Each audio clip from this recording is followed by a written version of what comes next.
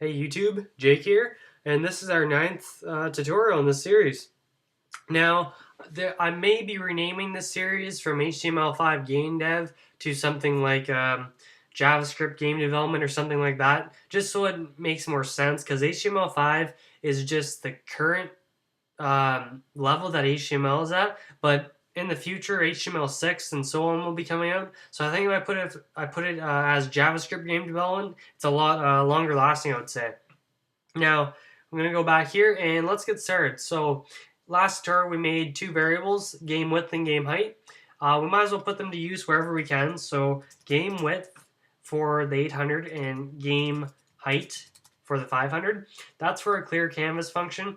And basically, it's just clearing the canvas from 0, 0 to the bottom right corner of the canvas from here to here.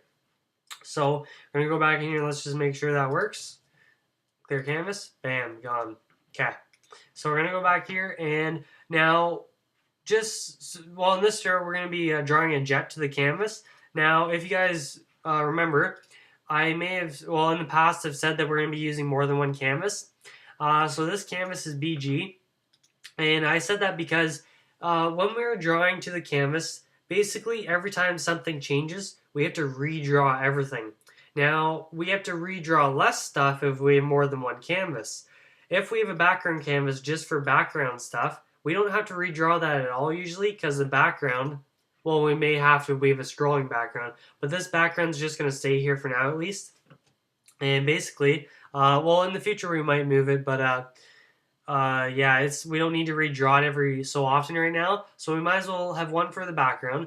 We're going to be making one for the jet, and another canvas for the enemy jet, and maybe another canvas for shooting bullets, just so it saves with how much we have to draw actually. So we're going to go back here, and let's just copy this canvas, paste it right below, and change it to canvas jet. Width, same, height, same. And then instead of 100 pixels from the margin top, we want the margin top to be negative 500. That will put this canvas overlapping this canvas. Now, since this is background white right here, if we go back in here and we refresh, it'll be white. Now, if we go back to here and we take out the background color, which means it'll be transparent, go back here, there's our background again, right there. And that means that this canvas is overlapping this canvas, which is perfect. So that means our jet can fly over it and not below it down in this area, which is good. So let's go back here. And now, since we described our canvas BG up here, we now have to describe our canvas jet, which right here. So instead of canvas BG, just type in canvas jet. And instead of CTX BG, CTX jet. Perfect.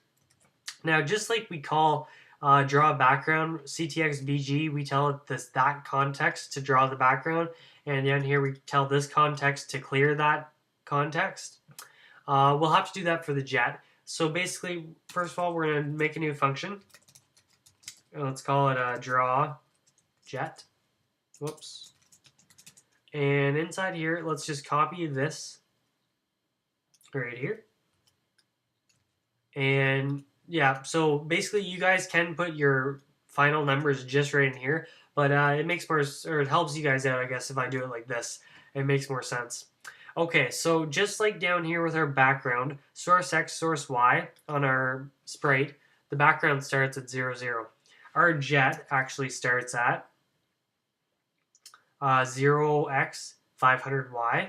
So for this, we're going to do 0x 500y for the source y, and draw x, draw y. If you guys remember that, that's where it appears on the canvas. So let's just draw the jet around here somewhere. I'm just going to do 200 and 200. Now, before we do this, I guess I'll just show you guys what would happen. So since we have game width and game height and game width and game height, that's basically how big we want the jet to be drawn. We don't want that to happen. You'll see. Got an error. Source X, source Y, draw X, draw Y. It's probably because of this. Okay, so what we're going to do is we're going to take out this game width and game height. First of all, we're going to make two new variables, so let's just do width, whoops, equals and height.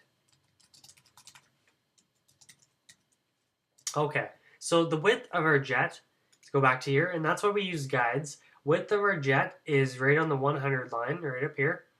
And the height of our jet is from 50 or 500 to 540, which means that it's 40 pixels high.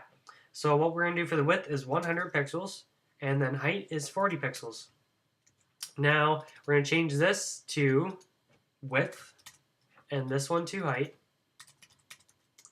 And let's just see if this shows something. No, it doesn't. Okay, and we'll change this one to width, and change this one to height. Now let's hope something happens. Oh, that's why. CTX BG, it should have been CTX Jet. Go back here. Still a problem. Huh. Oh, that's our problem. Since we call draw background on our load, that's only calling this function. We need to call our draw jet function. So what we need to do is create a new function. Let's call it init, which stands for initialize. That's basically how your program starts, really. So instead of draw background, let's do init. So that means it's going to call an init function. And inside the init function, let's do draw background and draw jet for now. And we'll see what this looks like. Perfect, there's our jet. Now, if you guys played around with this, like I said before, if we tell it to draw something a bit bigger than the width, if we tell it to draw plus 30 width, and then, actually let's do plus 50, so it's more, we can tell. So the width plus 50 and the height plus 50, this basically is how big the image will be drawn. Width and height would be normal. Width plus 50 and height plus 50 is going to be 50 pixels bigger. And we'll see. Whoa, whoops. Refresh. There's our jet. It's 50 pixels longer and 50 pixels higher. And if we do something like, let's do 300, and let's do height of 100. Basically, it's just going to draw your jet however long and however high you say it to draw. So we'll just put the width back to normal and the height back to normal. And it should be fine. There we go. And our jet starts drawing at draw x, draw y, which is 200, 200. Right down here. 200, 200. And just for the heck of it, let's just do 220 for the x. Just so you guys know it can be different. As we just saw, it just moved. And that's it for drawing the jet for starters. Let's just see here. Before we leave, I just want to do one more thing. We want to create a new file. Whoops, not that. We want to go File, New File. This one, we want to save it. And inside our HTML5 game folder, or whatever you guys you call your folder, let's just call it game.css. Game.css. Now, if you guys don't know what a CSS file is, check out the new Boston, but for another thing, basically, CSS is just the styling. So we do inline styles.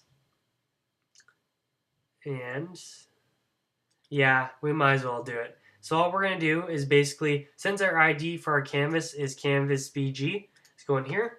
To call an ID, you just use the hash symbol, and you do canvas BG, and then two things like that. And in here, let's just take this right out of here, cut it out, then delete the style tag. It just makes our code even cleaner. And like when you're making a game, you should expect to have a couple of files. It makes sense. This is just a web game, a small web game, but some games have 10 plus files and it gets pretty crazy. So, okay, so canvas jet is next. Just do this, delete that. Perfect. And here we're going to call our ID for canvas jet. And then we're going to put this in here and actually make it neater.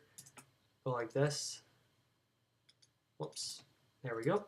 And then back over here. I think that's it for styling. Okay, so basically this is our new CSS file, and now we have to link it to our HTML file. So all we do is type in link, I believe. Let's do link, and then we have to do rel, which stands for relative, I believe. Rel, and we have to call it a style sheet. And after that, we do href, which stands for basically where we find the actual CSS file. So it's going to be in just right by the start, so game.css. And this should load and it should be perfect. Just like that, everything looks the same. It's perfect. That means our CSS is working perfectly. Perfect. Okay, so that's it for this tutorial, guys. Make sure you get this CSS file. It's up to you, really. You can leave it in here, but it just makes for neater code, and it makes sense to put CSS in the CSS file, JavaScript in the JavaScript file, and our HTML stuff in our HTML file. And I think that's it for this tutorial, guys, so I'll see you in number 10.